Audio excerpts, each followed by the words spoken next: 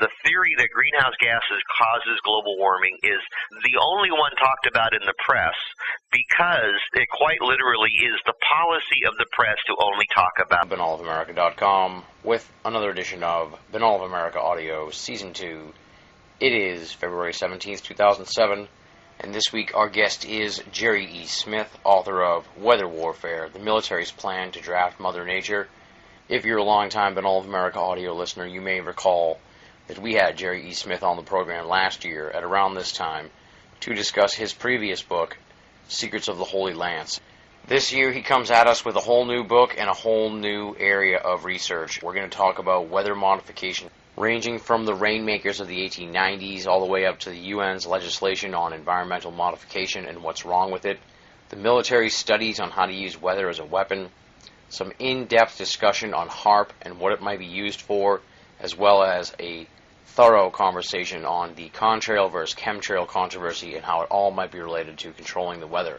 We're looking at a variety of facets of esoterica that exist on the peripheral that for the first time we're going to really delve into here on Binnall of America Audio. HAARP, chemtrails, contrails, and weather modification. We're going to dig into all that this week here with Jerry E. Smith, author of Weather Warfare, the Military's Plan to Draft Mother Nature.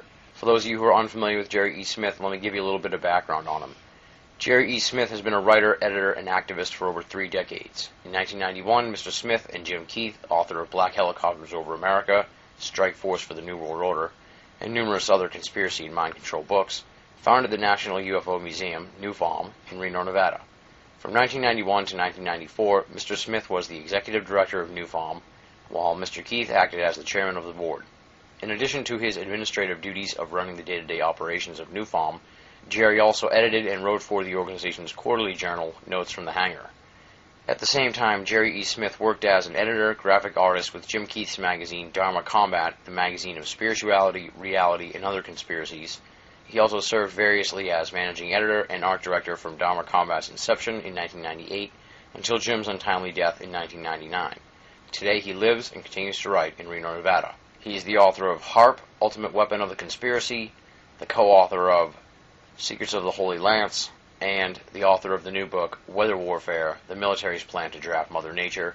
His website is www.jerryesmith.com, JERRYESMITH.com, and I definitely recommend you check out our previous interview on Binnall of America Audio Season 1, where we had a lengthy discussion on Jerry's early days with Jim Keith. It's a real insight into the late, great Jim Keith that you're only going to get from someone who grew up as a childhood friend of Jim Keith. Jerry tells us some amazing stories. That's in Binnall of America Audio Season 1. So if you want to find out more about Jerry E. Smith outside of what he tells us for background in this week's interview, definitely check out the previous episodes of BOA Audio with Jerry E. Smith. They're fascinating in and of themselves. But before you do that, let's rock and roll here with the latest from Jerry E. Smith, Weather Warfare, the Military's Plan to Draft Mother Nature. This interview was recorded on January 17th, 2007. Jerry E. Smith on Binnall of America Audio, Season 2. Ladies and gentlemen, welcome to another edition of Binnall of America Audio. We had such a great time with Jerry E. Smith last year talking about Secrets of the Holy Lance that when I found out he had a new book coming out that came out this past winter or so, I said, we got to get Jerry E. Smith back on the show and talk about the new book. It is Weather Warfare, the Military's Plan to Draft Mother Nature, and it is a fantastic book. I just finished it up last night. This Weather Warfare is quite a departure from the Holy Lance, and it's going to be exciting. So, Jerry E. Smith, welcome back to Binnall of America Audio. Well, hi, Tim. Good to be back with you. And, of course, you can find out about Jerry E. Smith's book, Weather Warfare, at his website, jerryesmith.com, JERRYESMITH.com. Check that out for all the information on how to get the book. For starters, Jerry, let's sort of do a little bit of a bio background, and of course, listeners of Binnall of America Audio have heard you before. They can check out our previous interview for a tremendous amount of depth on your bio and background that we covered in that first interview, but catch up to people who haven't heard that one yet. Well, I've been a professional writer since 1969 when I sold my first book, and I've been pretty much writing full-time, off and on. I think I've retired 5 times, but of course I can't quite make it stick, so I end up back in the labor pool. I was an anti-war activist in the 60s. As the war wound down, I became an environmental activist. There are a couple of key things that happened to me in the middle 70s. I read Gary Allen's None Dare Call It Conspiracy, and met Walter Beauard and read his book, Operation Mind Control. And for those who don't know, those who haven't read it, I highly recommend Gary Allen's None Dare Call It Conspiracy. It probably is the single best book on conspiracy theory and conspiracy reality, in that Gary Allen was a liberal journalist in L.A. who got sick of hearing John Birch Society stuff, so he decided to prove the Birches were all crazies. So he went and got their material and then started researching it to prove they were wrong, and discovered they were right, that there really is a cadre, a cabal of the incredibly rich and powerful at the top of society, trying to maneuver us into a global government for their benefit. Yeah. That sent me into researching conspiracies, and I've been researching them ever since, and watching the global geopolitics. I've read, Zanig, Brzezinski, and Kissinger. Kissinger just absolutely scared the bejesus out of me. First book I read by Kissinger, he promoted that we could fight a nuclear war and win. Yeah, we want that kind of person running the world. Yeah. And then Walter Beauard revealed that the CIA did indeed have real mind control programs, and not just little mind control programs, hundreds of millions, if not billions of dollars over decades dumped into a wide variety of programs, including there were MK Ultra alone was 149 sub-programs conducted across America in hospitals, universities, etc. Very scary stuff. And so that got me researching mind control and so forth. So when 1996, I got a chance to write a book about HAARP, now, HAARP is the High Frequency Active Auroral Research Program. Yeah. When I first heard that the purpose of HAARP was to bathe the Earth in ELF, extremely low frequency radio waves, at exactly the same frequency that the human brain worked at, I kind of flipped out, thinking, my God, if HAARP is exactly what it says it is, if you just have some propeller heads up in Alaska playing with antennas and thinking they're injecting it into the atmosphere, and they're actually bathing us in known brain entrainment frequencies, they could inadvertently, accidentally, without having a clue they were doing it, disrupt mental function across half the planet. And if they did know what they were doing, if there was a covert agenda, this thing could be the ultimate weapon. Yeah. And my first title for the book was HAARP, the Ultimate Weapon, ? But the publisher wanted a conspiracy theory book, so of the conspiracy got tacked on the end, which is why it's HAARP, the Ultimate Weapon of the Conspiracy. Yeah. And the new book, of course, Weather Warfare, the military's plan to draft Mother Nature, that sort of grew out of as an extension of the original HAARP book. Exactly. The original HAARP book, I got the go-ahead from Ron Bonds at Illuminet in 1996, wrote a first draft, sent it to Ron, and he hated it and canceled the project, which actually turned out good for me, because it was going to be originally a work for hire. I was going to get $1,000, and that was it. By Ron canceling it, I sat on the manuscript for about a year, and then I remembered David Hatcher Childress at Adventures Unlimited Press. And David was looking for a book on HAARP when I contacted him at the end of 97, and he said, yes, I want it, send it to me. So a couple of months later, I sent him a cleaned-up version, and I didn't really have time to change the book, so I didn't change the title either, and I regret that now. And so David rushed that book into print in 98.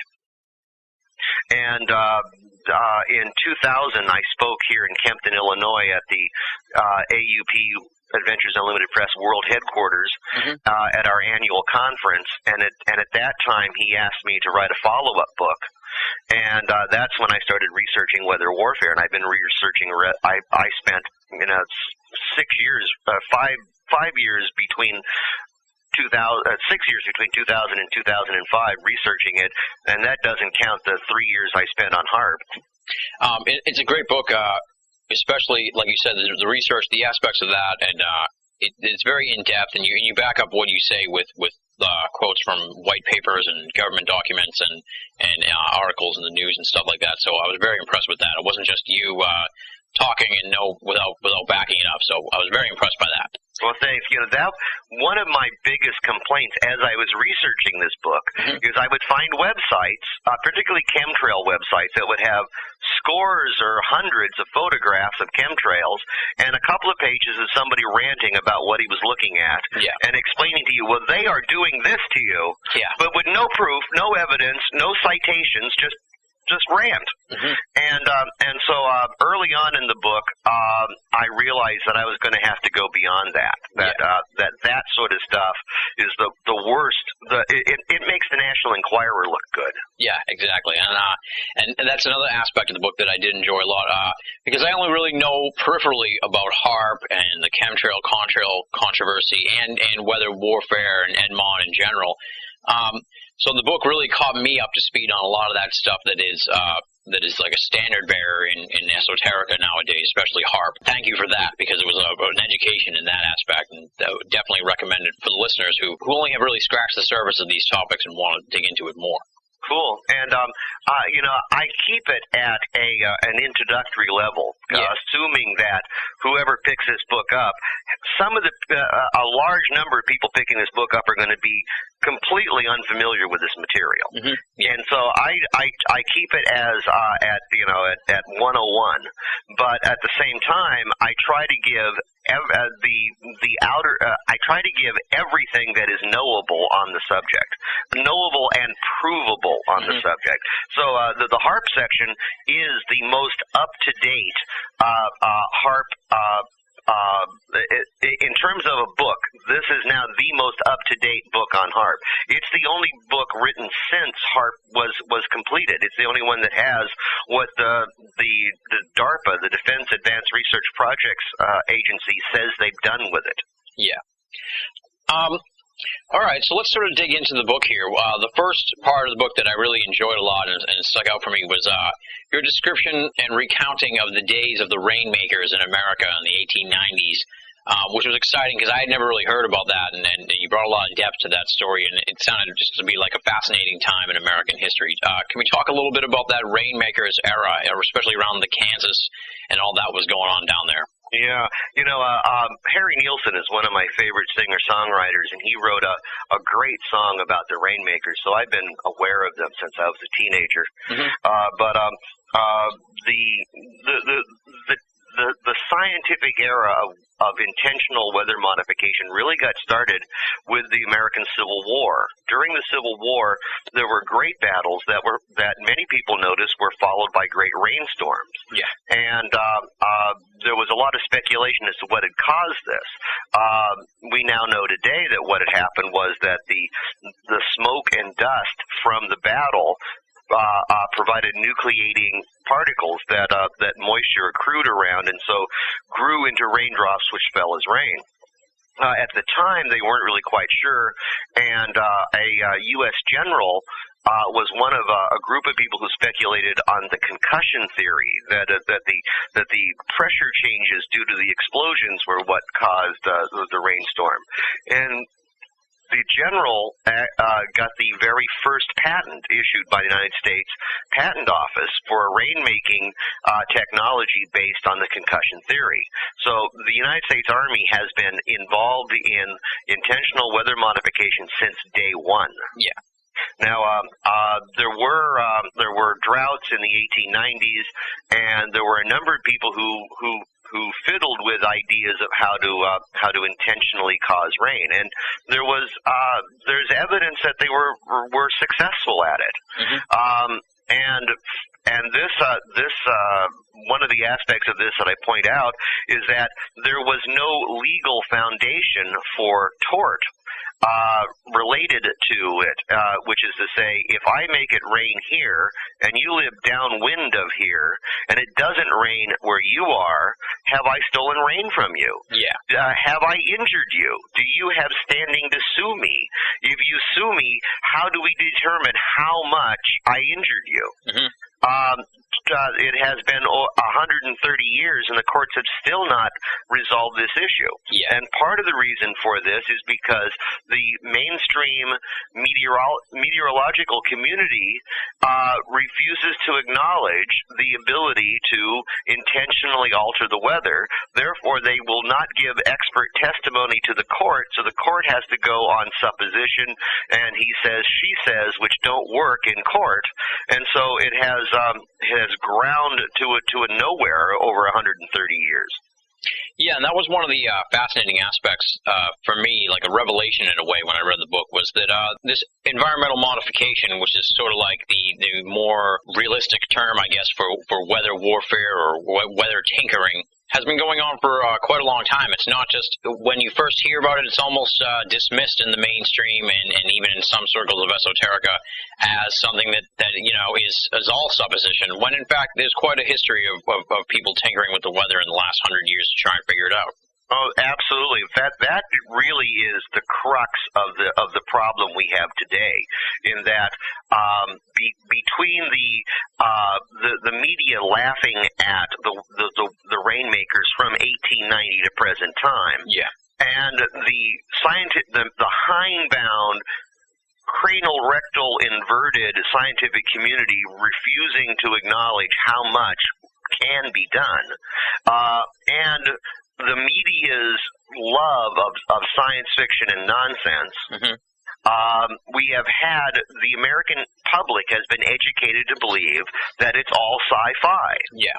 And I believe a lot of this is intentional, mm-hmm. because the military are engaged in this activity, and they do not want to be tapped for doing it. Exactly.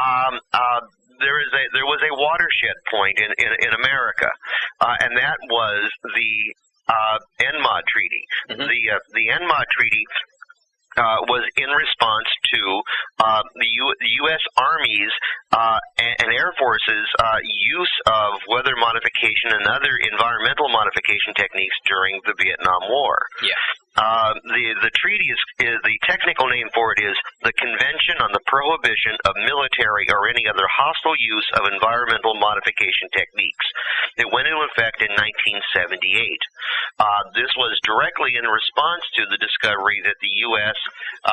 Via Operation Popeye had used cloud seeding techniques over Vietnam, over the Ho Chi Minh Trail, in hopes of extending the monsoon season and turning the Viet Cong resupply route into a hopeless quagmire of mud. Simultaneously, they had realized that the jungle provided shelter and sustenance to the enemy, and that if the jungle were gone, the enemy would be deprived of this shelter and sustenance. Yeah. And so they poured literally millions of gallons of defoliants, Agent Orange, Agent White, etc., over the jungles in Vietnam in an effort to eradicate the jungle. Now, a scary footnote on this is that to this day, many areas in Vietnam are incapable of growing crops, and children are born with deformities. And I have read reports that the avian flu that the world is girding its loins to defend itself against first appeared in those areas. That the avian flu is a mutation caused by the use of the defoliants during the Vietnam War. So our NMOD tinkering is going to come around and bite us in the butt here pretty soon. Exactly. Yeah. When the word got out about Operation Popeye, etc., Senator Claiborne Pell, Democrat, Rhode Island, started investigating it in '72, and called in the Secretary of Defense, Melvin Laird, who flat out lied to him, said, no, this is nonsense. We're not doing any of that kind of thing. 2 years later, Melvin Laird has left his position as Secretary of the DOD and has special counsel to Nixon, who's fighting for his political life in the wake of the Watergate. A letter from Laird gets leaked to the press in which he admitted that he'd lied to Congress and that Operation Popeye was real, at which point Pell can no longer subpoena Laird, so he subpoenas some guys from the Pentagon. The Pentagon stooges troop over and say, yeah, we did it, and Pell's committee discovers that they used 41,000 units of cloud seeding materials. Oh, wow. Over an 8-year period, and spent $21.6 million on the project. Wow. Laird is just dumbfounded by this and demands to know what the hell else are you guys doing? Yeah. And in doing so, Laird discovers a wide number of crazy environmental modification things that they were working on, including intentionally thinning out the ozone layer over the enemy so as to increase illnesses among the enemy population by allowing too much solar energy to reach them. This is criminal. I mean, this is truly criminal. Pell screamed from the rooftops that we have to stop this. We have to prevent the world's militaries from doing this, and that's why the NMOD Treaty was passed in 78. Now, I say this was a major watershed event for the U.S. Yeah. Prior to the signing of this treaty, the United States federal government was spending upwards of $20 million a year and had 700 degreed scientists working on NMOD technology. Mm-hmm. After we signed the treaty, the federal budget went to zero, and all these jobs disappeared. Now, I maintain that they didn't, that that Uncle Sam didn't say, oh, well, guess we can't do that. Yeah. But actually it went dark. It went covert. It went to black budget. Now, a curious thing, and the way I begin the book is with a quote from the Secretary of Defense, William S. Cohen, in 1997. Yeah. Now, this is 20 years after the NMOD Treaty. This means it's about 25 years after the DOD was playing with these technologies. And keep in mind that the acquisition pipeline, from the time that it takes a guy in the Pentagon saying, you know what, in about 30 years we're going to need a gizmo that does X, to the time that there actually is X in the hands of a grunt in the field somewhere. Yeah. The average length of time is 26 years. So this is right on the timeline. Secretary of Defense Cohen, speaking at a conference on terrorism, weapons of mass destruction, and U.S. strategy, in his capacity as the Secretary of the DOD. So you can take this as an official position of the United States. So in 1997, the United States government believed, quote, others are engaging even in an eco-type of terrorism, whereby they can alter the climate, set off earthquakes, volcanoes remotely through the use of electromagnetic waves. It's real, and that's the reason why we have to intensify our efforts. Now, if the Secretary of Defense says that, I think we should take that very seriously. Yeah. Especially as the military are often accused of accusing others of technologies they themselves possess. Exactly. So I believe that the entire book, Weather Warfare, the Military's Plan to Draft Mother Nature, begins with that quote and is a 400-page investigation into whether or not that quote is true, and spends 400 pages proving that, in fact, it is true. And one part of the NMOD legislation that really probably hindered the whole cause in the first place is once it all went black, then chances are they could do even more devious stuff and throw more money at it because it wasn't under the scrutiny of what was going on in the public eye. Exactly. One of the big, I'm not sure what, is it a white paper or a research paper or what, but one of the big documents that is referenced a lot in the book that seems pretty scary in and of itself is Air Force 2025, Owning the Weather. Can you talk a little bit about this, where it came from and the intentions behind it and all that good stuff? Okay. A couple of times over the last 30 years, the Secretary of the Air Force has tasked the Air College with looking into the future and seeing what technologies, what policies, what we need to be the dominant air and space force in the future. Yeah. The current version is called Air Force 2025. And Air Force 2025 was written by students and professors at the U.S. Air Force Air College with consultation with outside experts, professors, business owners, and so forth. Yeah. I believe it's 41 separate papers comprising something like 3,700 pages. Oh, wow. And one of the papers is Weather as a Force Multiplier, Owning the Weather in 2025. Mm-hmm. And it expressly states, well, there is this UN treaty that says we can't do this if it's widespread, long-lasting, or severe. Yeah. But as long as we remain below the threshold, we can tinker with Mother Nature all we like. And it lists about 30, 40 different tinkerings with Mother Nature that they could do and remain below the threshold to invoke a treaty violation. And Air Force 2025, as I said, is just the most current version. Before it was Spacecast 2020, and Spacecast 2020 also had a paper on the weather and came to the same conclusion, that in every future scenario we care to look at, weather under our control has to be an operational given. Yeah. And you sort of referenced also some of the problems here with the NMOD legislation. A little throwback to that is that there's these thresholds that you can easily sort of skirt around, and also that there's no teeth to the NMOD legislation. It's almost a PR move in a way, because no one's ever accused another country of using it, and even if they did, the methodology of determining that sort of thing is a quagmire in and of itself. Exactly. The NMOD treaty requires that the treaty signatories have a conference no less often than once every 10 years to analyze how well it's doing. The first conference was a year late in getting off the ground. The second conference never happened. We're now up to the third conference, which has never happened. A group of left-wing organizations who collectively call themselves the civil society held it in absentia, if you will. Yeah. And they did some brilliant analysis of it, and so I pick up their work because I don't see any point in reinventing the wheel.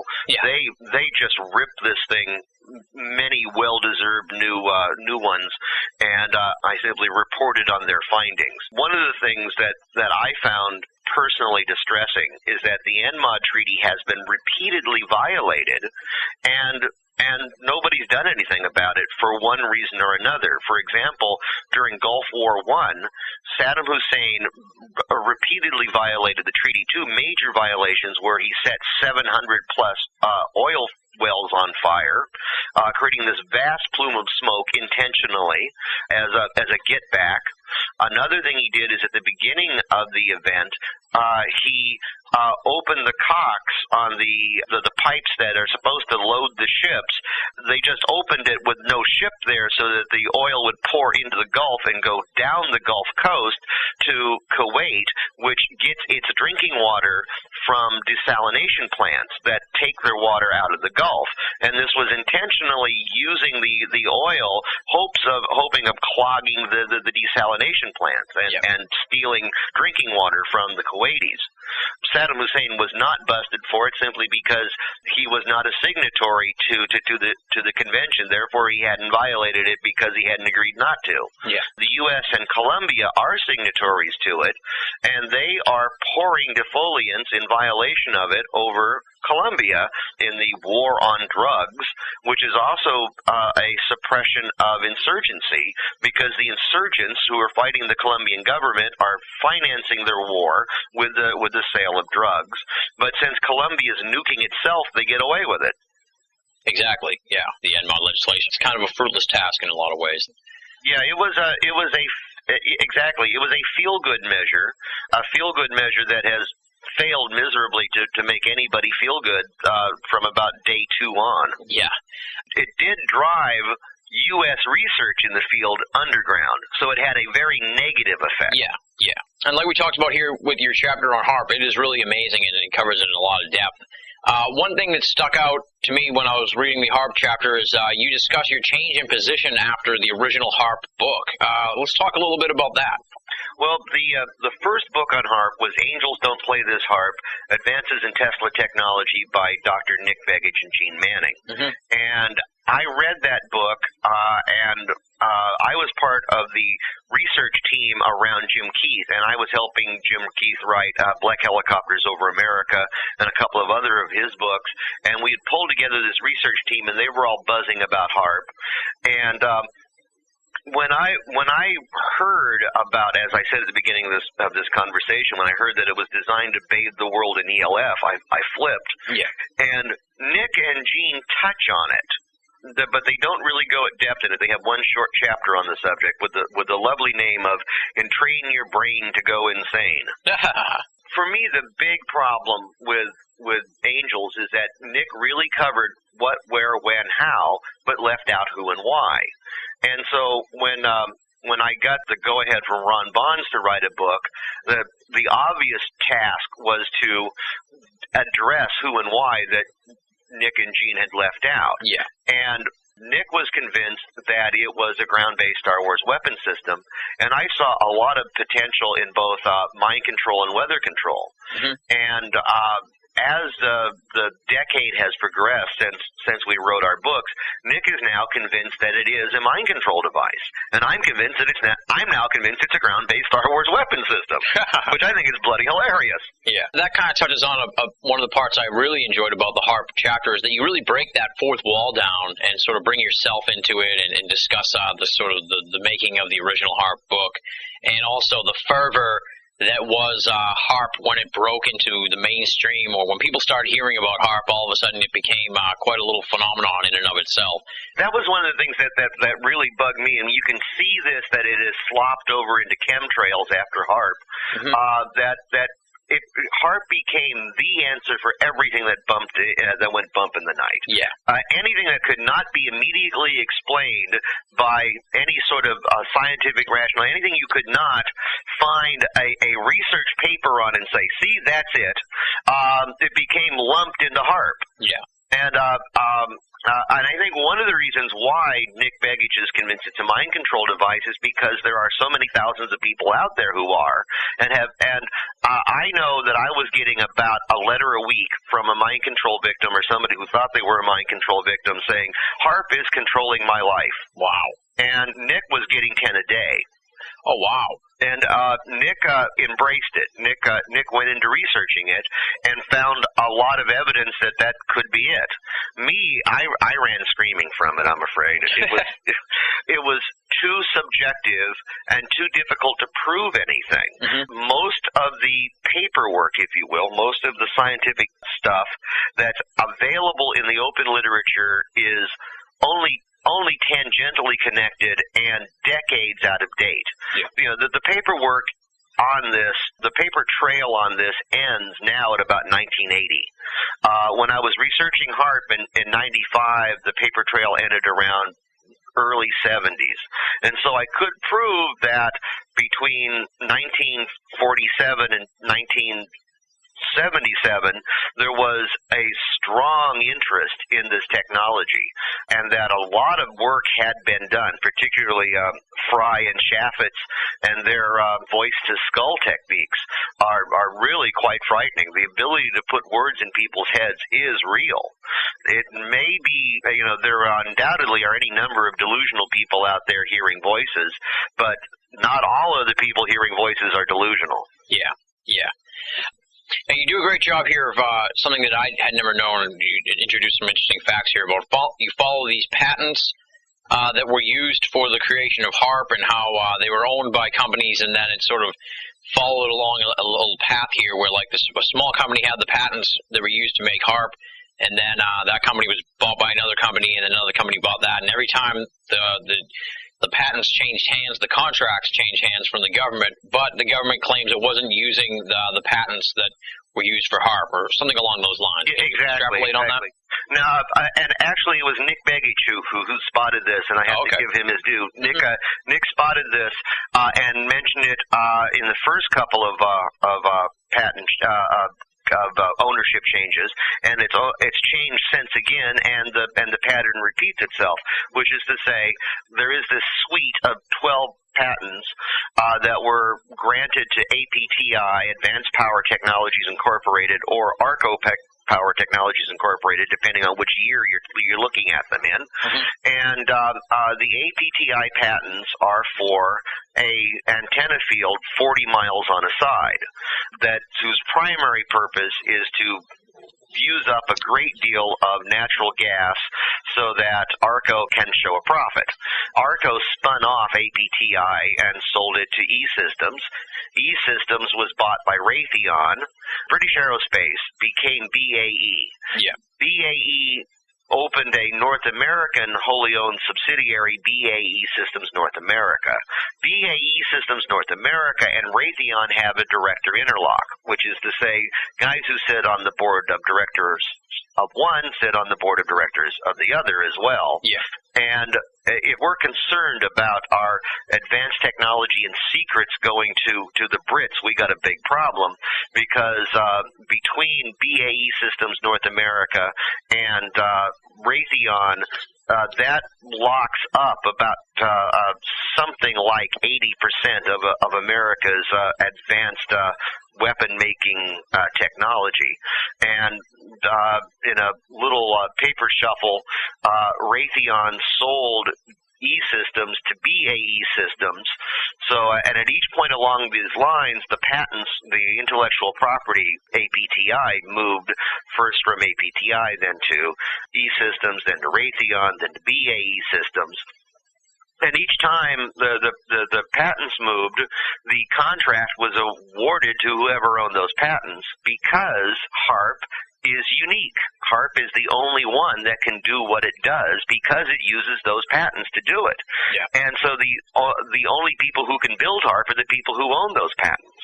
And yet at the University of Alaska, at the Air Force, at the Navy, all the spokes droids say, "Oh, no, HARP is not the APTI Skybuster. Oh, no, that's not us. We're not doing that." Yeah. It's very, very strange, to put it lightly. And as you said, you ultimately come down on the side of HARP being used as a space defense initiative, an SDI, Star Wars system. Can you talk about what led you to that belief and why you put that as the primary use for HARP? Mostly because of who has been running it. In 2002, the program was turned over to DARPA. DARPA is the Defense Advanced Research Projects Agency. DARPA is the 800-pound gorilla in the military acquisitions zoo. Yeah. DARPA has a fairly unique track record in what DARPA does, things that are what they call high risk, high payoff. Mm-hmm. And if anybody who has read any of the stuff on HARP knows that HARP, at least in theory, has the potential to end life on Earth. Yeah. Reverse the poles, a number of things. And so you talk about high risk. Also, if HARP really is SDI, if SDI works, that gives the U.S. first strike capability. If the U.S. has first strike capability and we can prevent the enemy from responding, that makes us the bad guy. That makes us that destabilizes. I mean, that completely trashes MAD, mutual assured destruction. Yeah. If we can turn this into a one-sided event in which we can fry them and they can't fry us, that really destroys the whole of Cold War detente. And while the USSR may no longer be with us, the Chinese still are. Mm-hmm. Communism is not dead. Communism has put on a nice new suit, and in some parts of the world the suit is very green. But it is far from dead, and is far from willing to roll over and allow the neocons to establish the American century.